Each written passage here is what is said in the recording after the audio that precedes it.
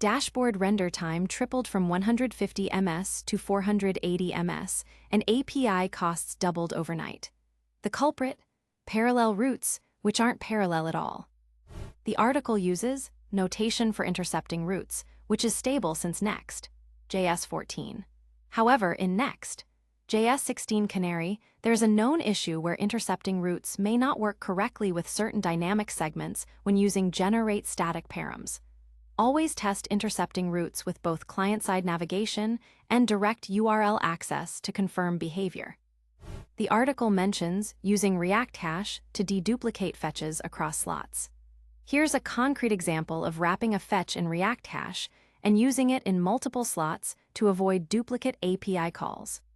The article warns about missing default.js causing layout collapse. In production, this can lead to a broken UI that is hard to debug because the slot simply renders null. Always add default.tsx returning null immediately after creating any @slot directory, even if you think it will always have a match. Let's break down parallel routes and intercepting routes in Next.js 16, how it works, and the exact mistake behind that failure.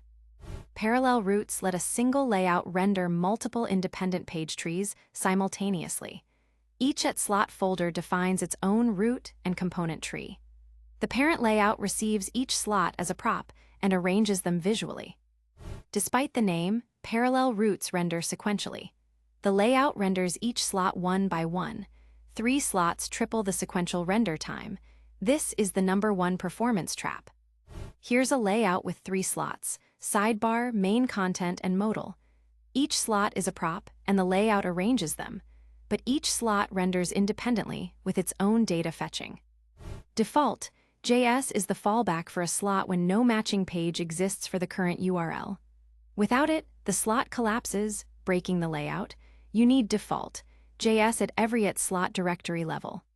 Here are 2 default.js files. They return null, so the slot is invisible when no modal content matches. Without these, the slot would collapse and the layout would reflow. Intercepting routes only trigger on client-side navigation.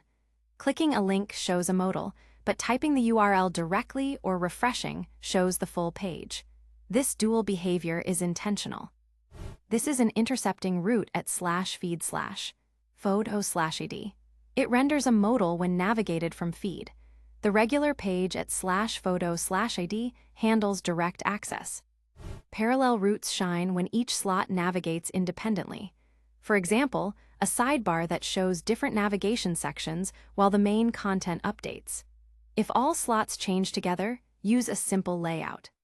Here, the sidebar slot has its own pages for users and settings. Navigating in the sidebar changes only the @sidebar slot. The main content updates independently.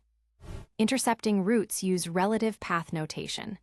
Intercepts at the same level, 1 level up, 2 levels up, and, from the route, the path is relative to the intercept file's location.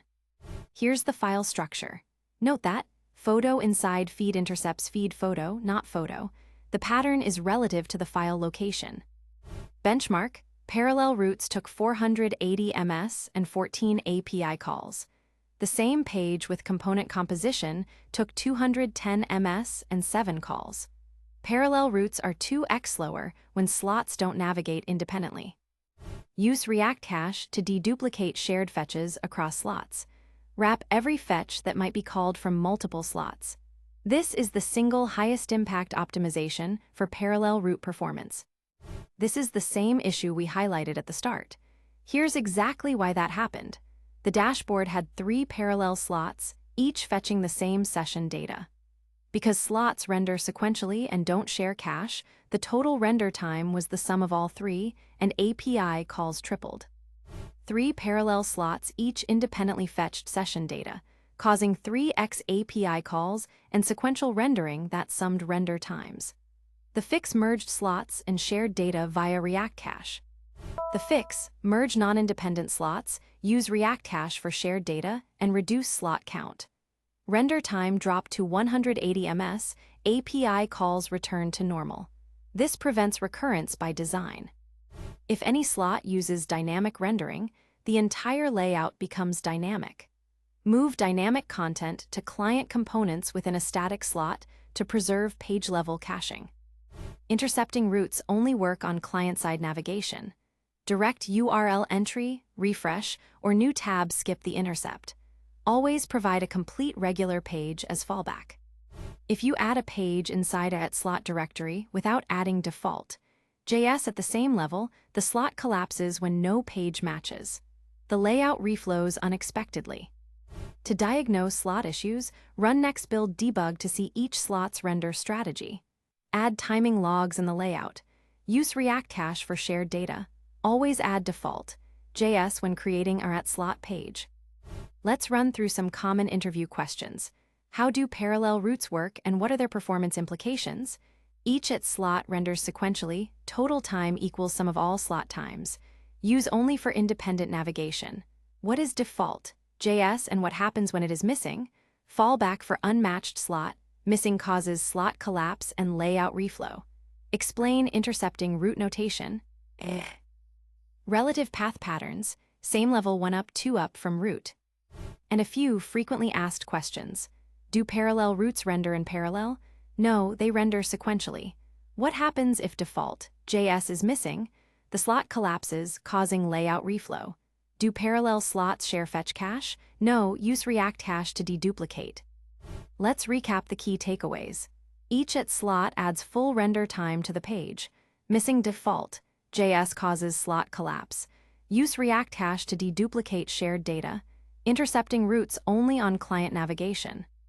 Ready to go deeper? Up next, middleware in Next.js 16. Complete guide with auth patterns, then route handlers, building API endpoints in Next.js 16, then authentication in Next.js 16. Auth.js, middleware, and route protection, and the Next.js 16 caching model, data cache, full route cache, and client cache. Find them all at TheCodeForge.io. Thanks for watching.